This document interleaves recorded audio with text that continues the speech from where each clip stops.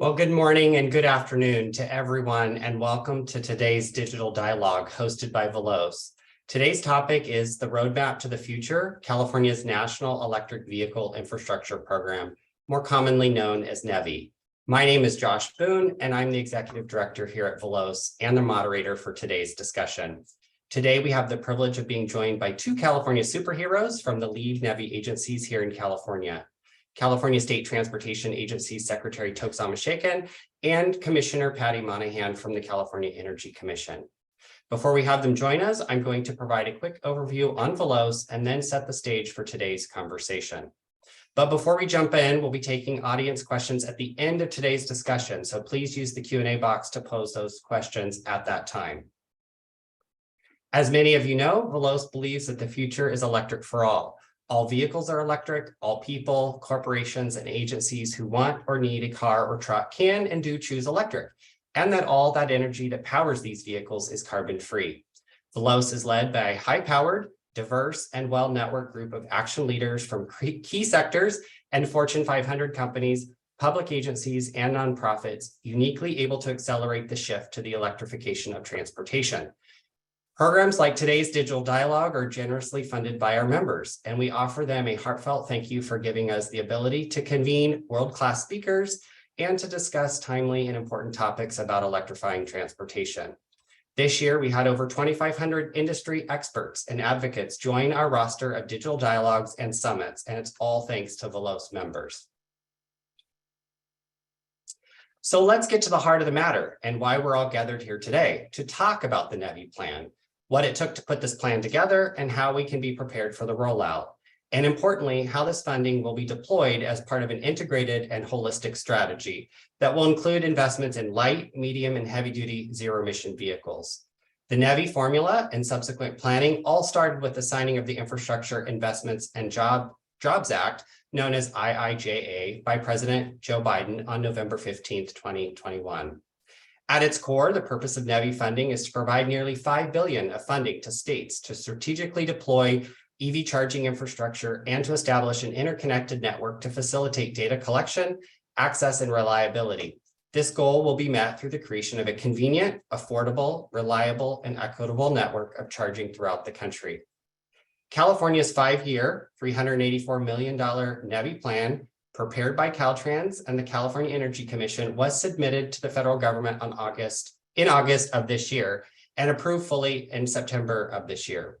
Right after that, in October, the federal government approved the NEVI plans for all 50 states, plus Puerto Rico and DC, totaling more than $1.5 billion in the first phase to help build EV chargers, covering approximately 75,000 miles of highways across the United States. We are anticipating that the first solicitation in California will be released in Q1 of 2023. So today's conversation will include discussions around the plan itself, but it will also include the functional implementation so we can get ready for this exciting program. I think the most profound way to succinctly talk about the impact of NEVI is to quote President Biden when he said, "The next great American road trip is going to be fully electrified," and that's pretty exciting. So with all the background in mind, we are thrilled today to be joined by two esteemed guests who are here to dig deep into the topics of NEVI because they are from the very lead agencies who are planning and implementing NEVI here in California. California State Transportation Agency Secretary Toks and the California Energy Commissioner Patty Monahan. Both the Secretary and the Commissioner are deeply engaged in our work here at Veloz, and we thank them. So I'd now like to invite the Secretary and the Commissioner on camera and off mute. And I'd like to invite you each to introduce yourself. So maybe we can start with you, Secretary Omishakin, and then we'll go to Commissioner Monahan. Thanks, Josh. Can you hear me well? Loud and clear? Yes, loud and clear. Good. Good morning, everybody. Thanks for tuning in to join this webinar. Really excited to share a little bit about our outlook from the transportation space on everything ZEV and everything NEVI. I want to say before I introduce myself, kudos to Josh and Muni, the entire team there at Veloz for all the work that you've been doing in this space. The only downside so far I can say is that when you said there was going to be a fireside chat, I was expecting a hot chocolate delivery this morning and some marshmallows or something. No delivery yet, Josh. So hopefully that's en route. Frosty got stuck outside, I think, Secretary, with his hot cocoa. And also, it's good to be with Commissioner Monahan. She and I go back to we were colleagues on this issue as President Biden was coming on board. We were working together on the transition team for President Biden, Vice President Harris. So it's always good to connect with the commissioner. So for me, been secretary for 10 months now. Prior to that, I was director of Caltrans, the largest state DOT in the country that's involved in everything from major highway projects, transit-related projects, active transportation related projects for the state. Transition from that responsibility, governor gave me the opportunity to serve in the state senate as well, to serve as secretary. As secretary, we oversee in this agency 8 departments in addition to Caltrans. Some of the ones that people are very familiar with are probably CHP, the DMV, and high-speed rail as well. So we are the oversight entity for 8 departments, boards, and commissions, and pushing forward with a lot of the big goals that the state has. And very importantly, one of them, no doubt, is climate, and this effort around NEVI very much fits into that. So excited to partner with people like Commissioner Monahan and Veloz to move that agenda forward. Great. Patty, do you want to give a little background and introduce yourself? Yeah, so I'm Patty Monahan, Commissioner at the California Energy Commission and lead for transportation. And actually, as the Secretary was talking, I was taken back to being on the transition team, and the fact that the Department of Transportation is now so involved in promoting electric zero-emission transportation is really transformative. I mean, just to take a moment to think about the fact that DOT has never really been involved in advancing zero-emission mobility at a deep level, kind of sometimes at a very surface level, and the Secretary can tell me if I'm getting this wrong. And now we're seeing just kind of, at least from this administration, full-throated support. And that is quite different. I would also reflect on the fact that, at least when it comes to transportation and many other issues, we often have this kind of love-hate relationship with the federal government. We love them when there's somebody in the White House who believes in climate change and acts to, collaborates with California on advancing a clean energy agenda. We don't like them when they try to take away California authority to set vehicle standards, when they undermine our actions to reduce climate forcing pollution. And it's just wonderful right now to have an ally in the White House. It's wonderful to have funding, not just words, but actual money on the table to advance zero emission transportation.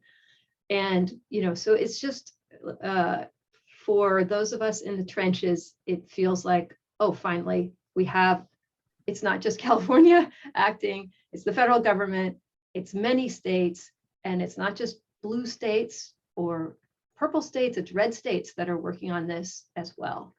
And so I do think this is a transformative moment. These funds are going to supplement, the federal funds are really going to supplement what California is doing. Just yesterday, we passed a clean transportation plan at the Energy Commission that allocates $2.9 billion towards zero emission transportation, mostly in building out infrastructure. So, together with the fund money that the California, the legislature and the governor are putting forward, and the federal government, we have a real chance to make a difference. Congratulations on your big action yesterday. That's pretty exciting. Thank you. It is exciting. I feel like we need a wine glass to chew. I know, it's a kind of a remarkable amount. It's 30 times more than we were giving out in 2019 for clean transportation. 30 times more. It's pretty remarkable, the shift in just a couple of years. So let's go back to the beginning when we first learned about NEVI funding. We were all interested in knowing, what it took to put this together and what it was like for your agencies when it got approved. So let's go to you, Secretary Omishakin. Did you have any warning this was coming your way? Was it an all hands on deck, or were your teams prepared for this type of effort? All of us know what it's like to have annual work plans. I mean, did this set yours on fire? Tell us a little bit about it. To a certain extent, yes. There was a lot of excitement, like the commissioner is alluding to. There was a lot of excitement just in general about the fact that the federal government was now finally asking us to move forward with a plan. We had a little bit of a heads up because Commissioner and I, like I mentioned, we work pretty closely with the Biden administration and their ongoing efforts in this place. But the reason why our sort of hairs weren't necessarily on fire, so to speak, is because California has long been a leader in this space. I think people are aware of that. Even prior to Governor Newsom, Governor Brown was kind of leading the nation in this effort. When Governor Newsom came into office, he just essentially just more than doubled down on the importance of this space. And not only has helped set the standard for the country, but even countries around the world are following our lead now in what we're doing. And two things I can reference that kind of helped us be more prepared for putting the plan together are the two executive orders that he put out in consecutive years during Climate Week in September. In September of 2019, EO 1919 came out from Governor Newsom that set forth the goal to have 5 million ZEVs on the road by 2030, 40% reduction in GHG below 1990 levels by the year 2030. So all the big goals kind of started in EO 1919. If people who are listening in and not familiar with it, it's definitely an executive order they should check out. But the game changer EO that all of us know about is EO 7920.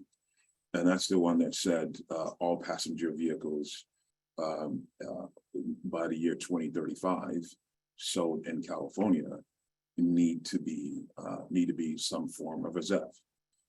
And industry, from the charging industry to the automotive industry, everybody was just going crazy. The rest other states started saying, well, what in the world is happening in California?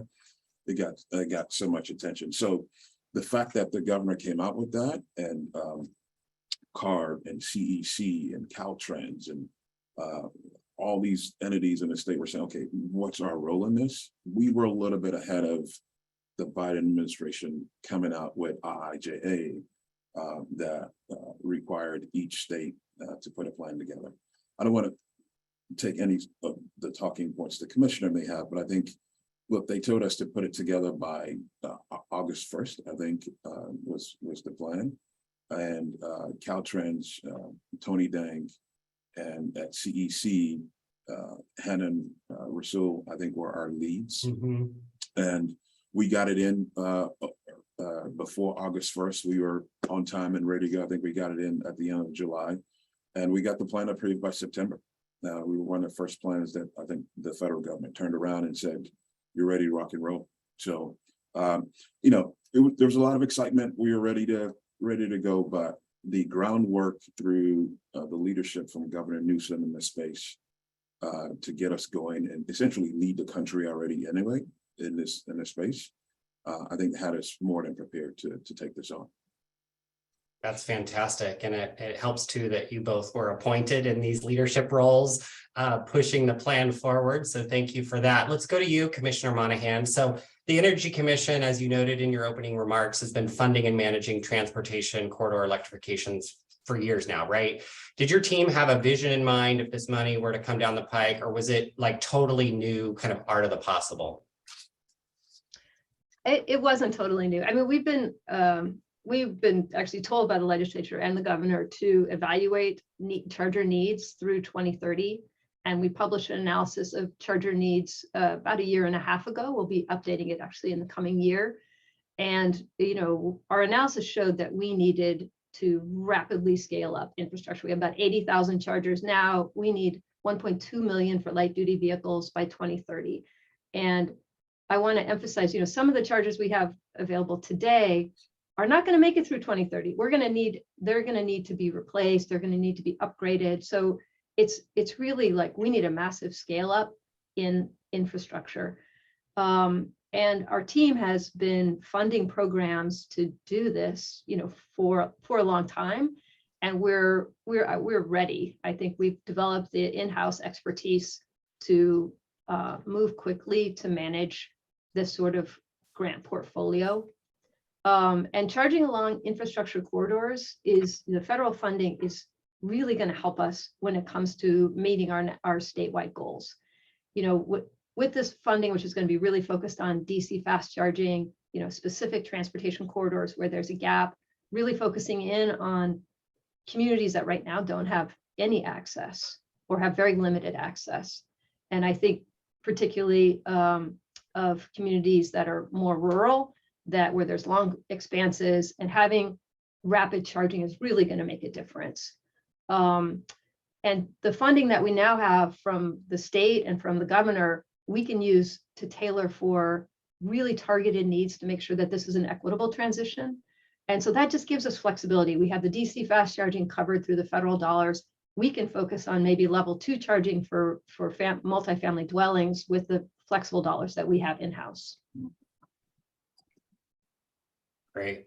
So this is a question for both of you. Many of the authors of the plan have been working on your teams on transportation electrification for years.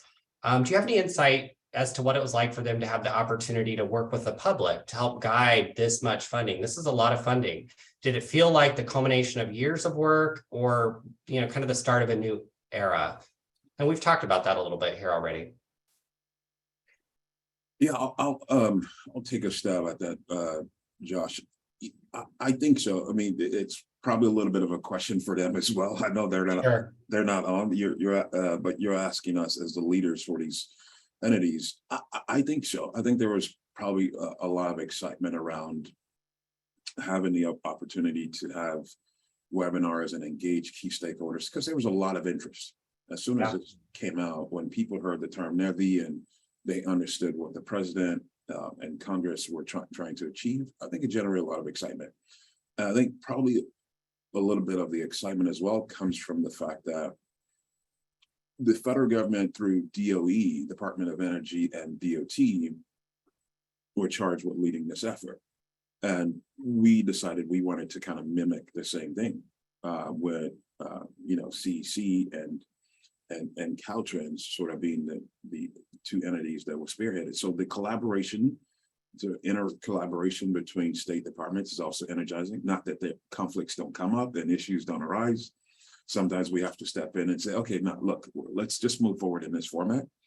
But that inner collaboration and engaging stakeholders, while sort of mimicking what the federal government's laid out as the approach to do this, is such a great opportunity. And at the end of the day, what we're all here for is to make a difference for people.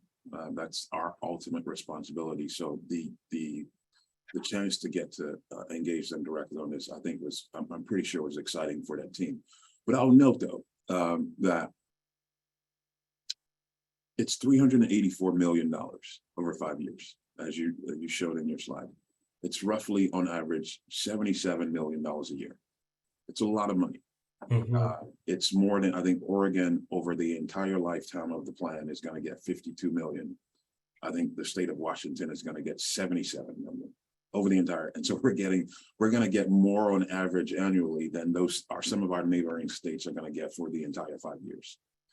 But, and the commissioner alluded to this already, the investments that we're making as a state more than dwarfs what the federal government's doing. I think the exciting thing about what the federal government's doing here is the coordination and the collaboration sort of requirements that is there. But you're talking 2.9 billion from CEC that was approved yesterday. Last month, it was 2.6 billion from CARB on the vehicle side.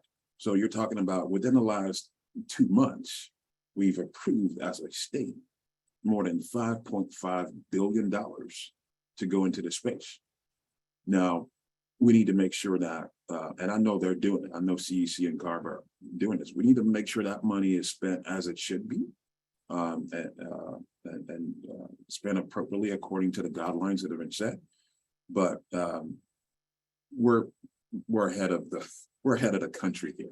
The exciting part about NEVI is the required coordination that we know will come out of it from our state and external states as well. Yeah, that's great perspective. Prior in my career, I worked in California state government, so I know how important it is and sometimes challenging it is to do the coordination and the communication and the listening. So that's wonderful. Do you want to add anything, Commissioner? I do. I mean, I actually want to start with some kudos to Secretary Omishakin, because I do feel, Toks, like your leadership is, you come in with just like, let's get the job done. What's the easiest way to get the job done? And I feel like it's a kind of a breath of fresh air that in terms of, and to say nothing of this is not a ding on the previous secretary, but just this idea that, you know, we're all trying our best to support the state and to move forward on a clean energy agenda that also creates jobs and is good for the economy. And I think, you know, sometimes it can be hard to work across agencies. Agencies have different rules and structures, and there's, you know, and we're learning from the CEC sort of what the DOT world is like. We don't know it. And so it does take collaboration. I think it's coming from the top in terms of the secretary really giving that message about like, hey, let's just get the job done. And we're trying to do the same with our team. So thanks for being such a great partner, Toks. Thank you. No, thank you. Really appreciate you saying that. Here, and congratulations. Yeah, and I will say, you know, I'm really proud of the team that we have. Hanan Rasool, who heads the Fuels and Transportation Division, is just like a visionary, works crazy hard. Late at night, I'm texting him, he responds on a dime. So he's amazing. And Mark Wenzel, who leads our light duty infrastructure investments, is also just so dedicated and really always trying to problem solve and always trying to think out of the box and be creative. And so, you know, we have a great team. Actually, my former advisor, Ben De Alba, is the point for NEVI, and he's doing a great job in terms of navigating this world as well. So just, you know, we got a lot of rock stars. I think we need some women, more women in that little rock star, but just in terms of like a dedicated crew really working hard, I feel like, you know, we have it. And together with the historic investments that we have from the state and federal, I mean, the state and governor, that just gives us so much more maneuverability. And, you know, this idea of partnership, we have a partnership with the federal government, we have a partnership with Caltrans and CalSTA, and we're going to need everybody. We're going to need all hands on deck to reach our goals. And we got to break down organizational silos and egos. And it's about, as the secretary models, getting the job done. That's great. I mean, I've heard it said that the effort that we are all collectively working on in terms of battling climate change is really, you know, an effort even bigger than the transformation to the industrial revolution. So it's an all hands on deck, everybody involved effort, and just really appreciate both of your leadership, specifically on the topic we're talking about today, and that is NEVI. So let's move on a little bit. So for those in our audience who haven't had the chance to read through the entire plan, I am hoping this next series of questions really helps demystify the California NEVI plan. Toks and Patty, I'd like to pick your brain a little bit on key points that we need to know, both as folks in the industry, but as people who are going to be driving our EVs through these fast charging corridors. So what I'd like to do is go to you, Commissioner Monahan. Let's just get down to brass tacks. So where is this charging infrastructure going to be placed in California? We know that it's going to be related to probably the alt fuel corridors. Can you tell us what this means in layman's terms? Well, and I also want to start with some big picture. So, you know, the NEVI plan, as I said, fits into this framework of other investments that we're making as a state to meet the goal of zeroing out pollution from passenger vehicles by 2035 and for all forms of medium and heavy duty by 2045. And of course, infrastructure is key, and that's particularly when it comes to equity.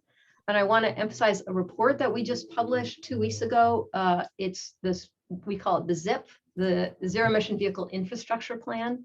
And this is a report, one of the few reports that we didn't have to do, but we did actually at the request of CARB and other agencies to say like, hey, let's just have one place where all of the infrastructure plan is housed.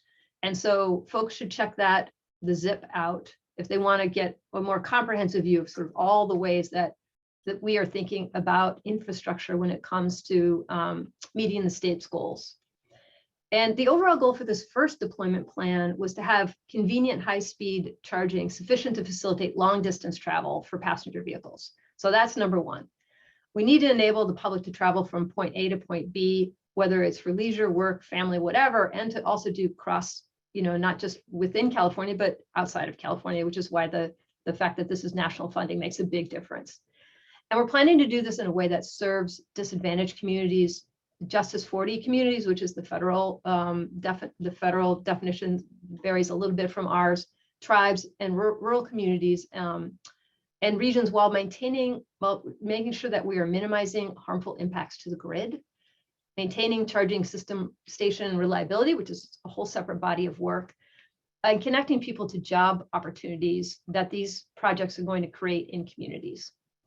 So what we've proposed is a program that prioritizes corridors with the greatest need first. So those with the most need for DC fast charging, the most potential for increasing access in rural areas, disadvantaged communities, and tribes. So we've identified 20 corridor groups in total, and we're planning to fund a handful of corridor groups at a time when we've built out, to build new ones at a time until we've built out these corridors. And we want all of the chargers to be in disadvantaged and low-income communities and 40% to benefit Justice 40 communities. So that's our goal. Great. So Patty, I'm going to keep picking on you if that's okay. A huge part of the current plan was the sheer amount of state agency coordination. We talked about that, the public engagement. We talked a little bit about that. The sub-working group, direct coordination with tribal organizations and frontline community groups. Is the 5-year deployment plan fully baked, the one that's out, or is it going to be an iterative process? I think a lot of people have that question. Oh, it's iterative. Yeah, it's iterative. I think what most people don't realize is that we need to update California's NEVI plan annually to stay compliant. So this will definitely be an iterative process. I really think this is a good thing. The EV landscape is changing, and we're learning. I mean, I want to say we're coming from a base of knowledge, but charging is getting faster, vehicles are getting longer range, batteries are changing, charging is changing, and we want to be mindful of, both making investments today, not being afraid to make the investments, because we're going to limit the market. Right now, we have nearly 18% new vehicle sales being electric, and it's been, on the rise. We need to be ready for those new vehicles, but we also need to be nimble to the changing landscape and not be so rigid that we're just like, oh no, we're doing this. we're not going to be mindful of new data coming out. That's not how we want to proceed. So the first plan describes corridors for light duty charging. And once we've built that out in federally designated corridors, we have more flexibility about how to spend the rest. For example, for light duty charging along state routes that aren't part of the federal highway system, for medium and heavy duty vehicles, which some stakeholders are really interested in, or for charging away from these corridors. Great. Plan, learn, optimize, I guess is the theory going forward, and that's great. So back to you, Secretary. It's funny because often funding is relegated to state borders, but transportation systems are national. Patty talked a little bit about this, but how did the creation of the plan take into account our shared borders and transportation systems? Do we have a history of cross-border electrification projects that we've leveraged? Yeah, Josh, I was enjoying you picking on Patty there. I wasn't sure if you would come back to me. So look, I mentioned this before, that the really exciting part about this is the required coordination within our states, like key entities like CEC, CARB, GoBiz, Caltrans, CalSTA coming together to focus on this. But the bigger part of NEVI that is going to pay dividends long term is the coordination that's being required across the borders, beyond our borders. And the fact that the federal government is thinking about the range issues or the range anxiety concerns that people often have when they travel via automobile, they're looking at those regional issues. That's the vantage point that they have. So they're looking at Nevada, they're looking at Oregon and its connection to California. And the commissioner mentioned the corridors that are being targeted. It's all our alternative fuel corridors can get NEVI funding, even though we're specifically focusing on underserved and low-income communities at the onset here. That entire spine of alternative fuel corridors is eligible, or eligible, I should say. And in many cases, they're the ones that connect to bordering states. So if you're headed up to Eureka and Redding, headed up to Oregon, all the major interstate corridors headed up that way. If you're headed to Nevada, the same thing. So it's an entire spine. And the federal government, I think, has done a good job of making sure that the states are thinking regionally about the installation of and growing the charging network, not just what needs to happen within the borders of their state. And there's been some, even prior to NEVI, there have been some existing alliances, if you will, on the West Coast that included, all the way from Canada, British Columbia to Washington and Oregon and California. So some of those models exist already, and we're just kind of piggybacking, if you will, a little bit off of those existing alliances to grow the network through the NEVI plan. Great. So Commissioner Monahan, I'm just going to be candid with you. Every day we hear a new program with ginormous amount of money, being invested into electrification. We talked a little bit about that earlier. The CEC's Clean Transportation Program has allocated about $44 million for light duty EV charging, $290 million for medium heavy duty infrastructure in the 22-23 fiscal year. There's $384 million from NEVI over 5 years, as I mentioned earlier. And the list goes on and on. I mean, one can get dizzy with excitement with all of these numbers. How will this new ZEV infrastructure funding complement the existing refueling infrastructure? And can you unpack it a little bit for us?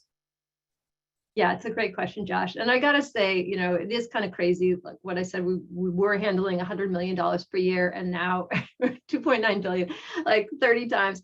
It's and you can get a little bit like cavalier about handling big amounts of money. What I want to emphasize is that the legislature and the governor have given us some of the money that we have. They've been very clear around, here are the priorities. And some of the priorities for the state money rather, have been drayage trucks. These trucks that travel between ports and distribution centers, go through communities, disproportionately impact low-income people of color. We really want to make sure we zero out pollution from those trucks. School buses carrying kids to school. This is like a real opportunity to make sure that as we carry kids and their developing lungs, we're doing it in the cleanest possible vehicles. Transit buses. So some of these priority areas are really staked out as funding, areas where we are required to fund those chargers. As our ZEV goals have grown, with Governor Newsom telling us you got to zero out pollution in the next 15 to 25 years, it's become clear that while vehicles used to be the biggest barrier, now it's infrastructure. And so, yes, it's unprecedented. Yes, it can make your head explode a little bit with the amount of money we're talking about, but is it the right amount? Do we have enough? I mean, I would argue probably not. Even with all this funding coming, we need to make sure that ports can electrify. We need to make sure, again, like if you live in an apartment building, that you feel confident that you could get an electric vehicle and you'll have a place to refuel it. And right now, I would say a lot of people don't feel confident. They just don't. I have friends and colleagues, my kids in college would be like, we can't have a charge in EV. I do, this is the amount of money to me is commensurate with both the challenge and the opportunity. And I do feel from a personal level, I mean, Josh knows, I've been in this space. I've been working on zero emission transportation for 30 years, which is crazy. I mean, I'm kind of old. And this is the moment. I have been waiting for this moment, and it's happening. We saw it happen in solar, where solar just, the market grew, it outcompeted in terms of price coal. And now it's much cheaper to do coal, to have solar than, and now we can do the same thing on the transportation side. So we're moving out of the pilot and demonstration phase into the deployment phase. And we need to make sure that there's infrastructure to be able to support that. I also want to just say one other quick grant program that we're managing, which I'm excited about, is for zero emission vehicle manufacturing and related. So we're giving out $250 million for ZEV manufacturing in state. Right now, California has more in-state ZEV manufacturing jobs than any state in the country. We want to keep it that way. So we're trying, not just in the vehicles themselves, but also in batteries, even in like extracting lithium from the Salton Sea region, looking at all opportunities to make California an epicenter for jobs, as well as the transit, as well as, a model for the rest of the country on how we can zero out pollution from transportation. Great. Well, 39 is the new 29, so you're killing it. But appreciate all of the years of experience and guidance. There's a lot of people in our audience who are basically waiting at the starting line, ready to tackle these projects. We hear anecdotally that companies have set up whole teams, whole strategic ops rooms, just getting ready for this NEVI funding. So folks are excited. It's a new era, as we spoke earlier. And I want to go next to you, Secretary. Caltrans is the overall steward of our transportation corridors, so they're intimately acquainted with how folks are traveling. How do you think about whether we will consider projects that augment existing sites as well as gap filling projects? Yeah, it's great that, thanks, Josh. It's great that so many people, private, nonprofit, are chomping at the bits and ready to go on this funding. Again, it's not just the federal funding, the $384 million, but the immense amount of money that CEC and Commissioner Monahan and their team there is going to oversee from the state side. As to your question about existing sites and new locations, we're going to do both. We're going to focus on no doubt making sure that we fill the gaps, if you will, on those alternative fuel corridors, and install and put in charging where it doesn't exist today. We're up to 80,000 chargers. I'm not sure if people are familiar with that, but there are roughly 80,000 chargers in California. We're more than a third of the charging network that existing in the entire country. But with the money, and I keep referencing the state money because it's just mind-boggling sometimes when I think about it. But with the money that CEC is now going to oversee, the goal is going to be within the next few years to get an additional 90,000 chargers onto the roadways and the transportation system of the state, on top of the 80,000 that we already have. So there's going to be tremendous opportunity with the state funds and the federal funds that are going to be coming down. But to a little bit more of your question, the more exciting part of this for me is the fact that we're going to be paying specific attention to underserved communities. And those underserved communities could easily be in urban, high density areas, because we know that happens, no doubt. When we say underserved, it could be low income, it could be from a environmental standpoint, it could be from a race standpoint. And also, it could also mean, in some cases, rural communities that have been overlooked or underserved. But to me, that's the exciting part, is that we've done the mapping, we've looked at the entire state to see, okay, where is existing infrastructure? And we know, without a doubt, there's a deficit in underserved communities. And the fact that we're going to try to make sure that 40% of the federal funds can somehow impact those underserved communities with all of our equity outlook, all of us are focused more on that.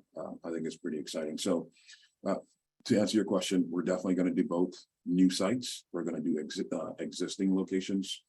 But the key thing for me that I'm pumped up about is to see the change that's going to happen in rural communities where sometimes gas stations or fueling stations or energy stations are so far apart, and urban low-income communities that when we think about ZEVs and we think about charging infrastructure, we know for a fact, not just anecdotally, we know for a fact they're not there. And this money is requiring us to do it. And the state money, we're going to try to do that as well. Great. Well, I know the time is moving along quickly, but I'm going to move us to you, Commissioner Monahan. The Energy Commission has administered $1 billion in projects today through the Clean Transportation Program. Are you going to be the lead agency for the NEVI competitive proposals? Talk to us at a high level about when you expect the solicitation to go out, and if you are able to project from there when the first projects will go into groundbreaking. Well, we are waiting for the federal government actually hasn't finalized their guidance yet. So we're waiting for the federal government to finalize their guidance. Once the guidance is finalized, we're going to be ready to swing into action. I think, there needs to be some, close coordination and with Caltrans and CalSTA in terms of just making sure that we have the right agreements, cross-agency agreements in place to be able to move rapidly. But we can't do those cross-agency agreements until we see what the federal guidance is. So hopefully in the next couple of weeks, that'll happen. Great. And Secretary, I understand that you have to depart soon, so I just want to get in one last question here. It's more than just folks putting in chargers for this program. How can the other parts of the ecosystem get ready for this rollout? Yeah, I've got till, Josh, I've got to 10:50. I need to log on. Great. Yeah, I need to log on to, 11:50 rather. I need to log on to another a webinar that I'm going to be giving a talk on as well. I think the main thing to keep in mind, specifically on the NEVI front, again, there are multiple sites. There's CARB is focused on the sort of vehicle and people side, whereas CEC is focused very much on the infrastructure component of where we're headed. But if people are interested in the NEVI specific part, that is a little bit of both, but probably more the infrastructure side. The I in NEVI is infrastructure. I would say for sure read the plan.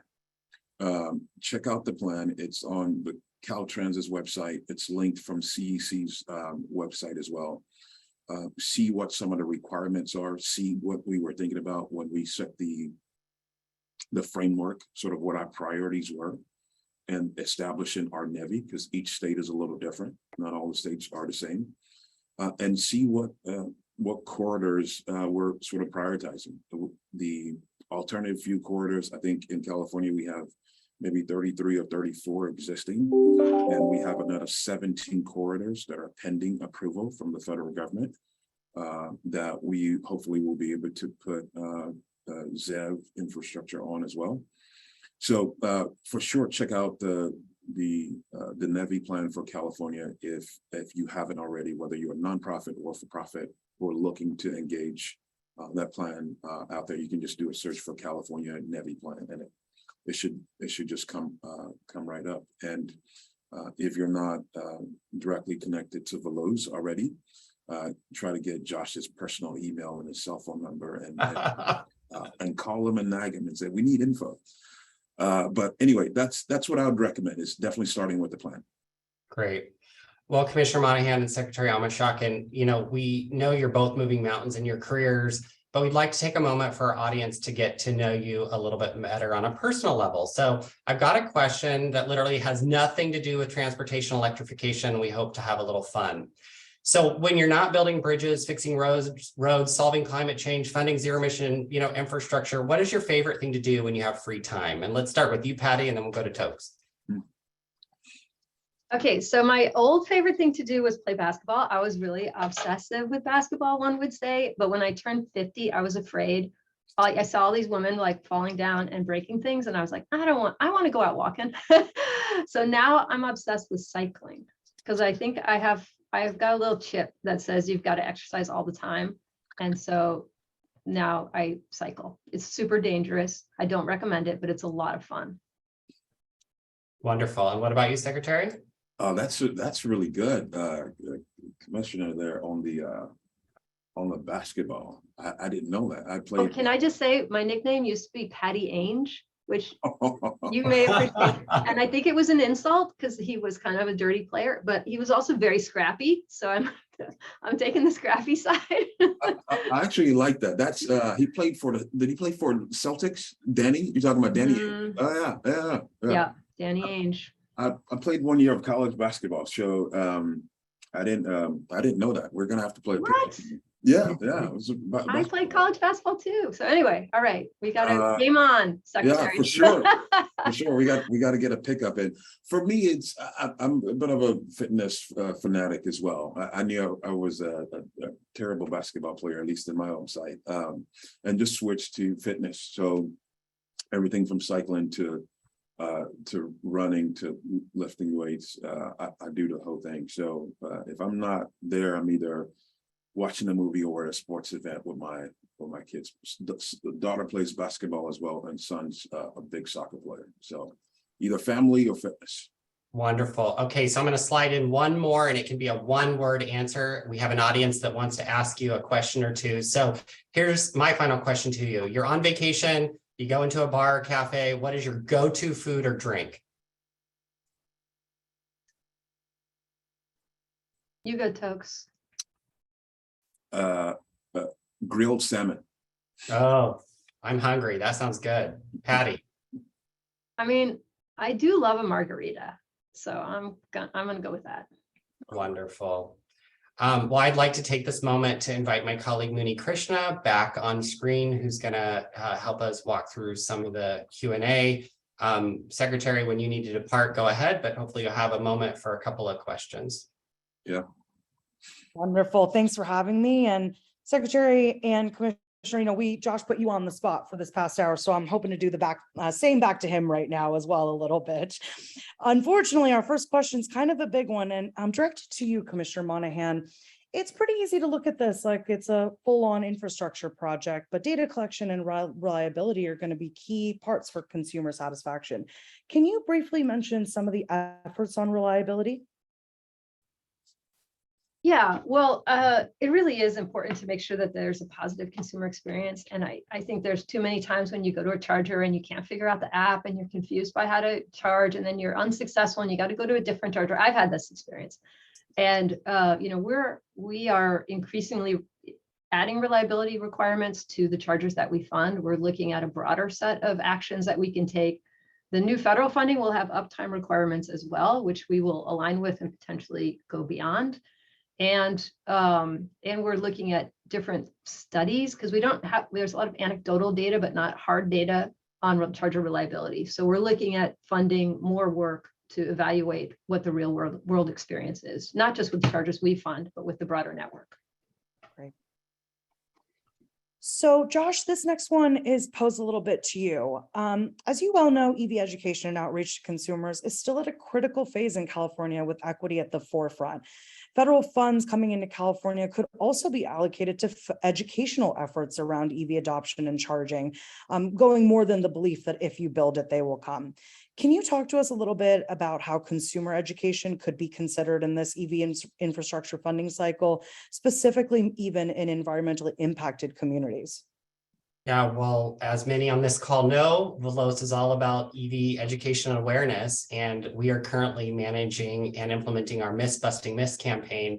And what we're learning is that although we're seeing more automakers, put out amazing ads on performance in their particular models, there are more questions, and they're coming fast and furious as it relates to where do I charge, how do I charge, how do I get money, where do I get charging infrastructure, how do I install home charging infrastructure? And so, thank you, Toks. It looks like you're signing out. So I think there's a huge opportunity to continue some of the work that we are doing and the work that many of the folks on the call are doing as it relates to EV education and outreach. I think it's going to become increasingly important.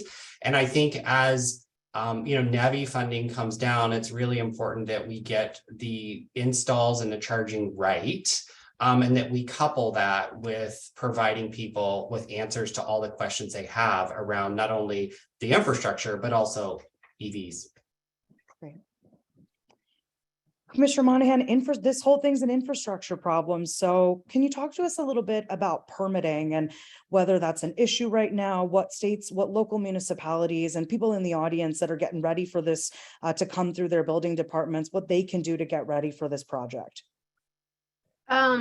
I mean, permit streamline, there are some localities that have permit streamlining for EVs. There was actually legislation that requires it writ large across the state, but it really makes a difference when local cities have permit streamlining for EV chargers. I would emphasize too, though, it's not just, it's also working with the local utility and making sure there's power and it can be energized. And I think that, there's work that we need to do as a state to be able to accelerate the timeline for deploying EV charging infrastructure. And there are some barriers. Local permitting is one, utility and interface and prioritization at the utility, I think would be another one. And I don't mean to just like pile onto utilities. I think they face a lot of challenges right now in terms of just wildfire resilience, distribution grids, energy writ large. So, but it's, we all need to work together to be able to overcome some of these barriers and speed the timeline for deployment. Great. Josh, do folks like Veloz have an opportunity here to communicate the California NEVI results to the public and educate them about the usefulness and availability of the infrastructure? Yeah, I mean, I think that starts with today. One of the very reasons we're hosting today's digital dialogue on California's NEVI plan is to really get information out there and coordinate with state agencies like Patty's and Toks in terms of making sure people understand the timelines, the funding that's coming, how to apply, and if there are any issues, how to get a hold of the folks that are in the operations centers in those agencies. So I certainly think there's huge opportunity for all those on today's digital dialogue, but also to use Veloz as a conduit for answers. Great. Commissioner Monahan, I've got one last question for you. Unfortunately, it's kind of a big one, which is in talking about medium and heavy duty infrastructures that's going to be required, how is there a percentage of NEVI funding that's going to be put aside? Are we looking at it as the framework for the future? How does that work? I'm sorry, can you say that again? I got confused. Of course. So as it comes to the infrastructure that's required for medium and heavy duty charging that's coming up in the future, is that part of this current phase of NEVI? Oh, I see what the question is. No, right now, at least for the current plan, we're focusing on light duty. It doesn't mean going, in a future year, we could pivot to medium to heavy duty, but right now our because we have funding from the state for medium and heavy duty, we're focusing on just light duty charging in the near term. Great. All right, on that note, I will excuse myself from the screen and pass it back to you, Josh. Thank you, Mooney, and thank you, Commissioner Monahan, for today's discussion. I have a few closeout slides. You're welcome to stay with us if you like, but I encourage all participants to hang on just for a few minutes as we tell you what we're up to. So as many of you know, we recently launched our brand new public ZEB education campaign called Myths Busting Myths, a funny character-driven series of video spots really designed to educate consumers and bust the myths around owning and operating an electric vehicle. These spots are edgy, humorous, and memorable. EVs are for everyone, and this campaign was designed to bring everyone into the conversation. So if you haven't already, check out the campaign spots at electricforall.org and be sure to subscribe to our newsletter for the campaign updates. We have a lot of great content and programming coming for you next year. Veloz's 2023 roster of digital dialogues and summits are all available at veloz.org. Starting off with our first virtual summit of the year will be in March of 2023. We're looking forward to broadening the conversation on transportation electrification by including electric VTOL, electric school buses, and even micromobility. Check out our website to see all those topics, see the description. You can register to attend, and don't hesitate to reach out with suggestions for speakers or organizations that should participate. As always, we encourage you to share, like, follow our various social media handles so you're up to date not only on our latest news, but also that of our member organizations. Veloz's 40+ members represent a diverse section of all parts of the EV ecosystem. So be sure to follow us to keep up to date with the latest news from auto OEMs, charging providers, utilities, community groups, ride shares, nonprofits, and many more. On behalf of the Veloz team, we want to say a very special thank you to the folks at the California State Transportation Agency and the California Energy Commission for working with us today to create today's dynamic conversation. Also, a special thank you to Veloz's own Muni Krishna for developing the strategic content for today's digital dialogue. Finally, thank you to everyone in our audience for joining us in today's discussion. We hope to see you on our next summit so we can continue to have these important conversations. As we sign off, the entire Veloz team wishes you all and your families and your loved ones a wonderful holiday and a happy new year. Thank you.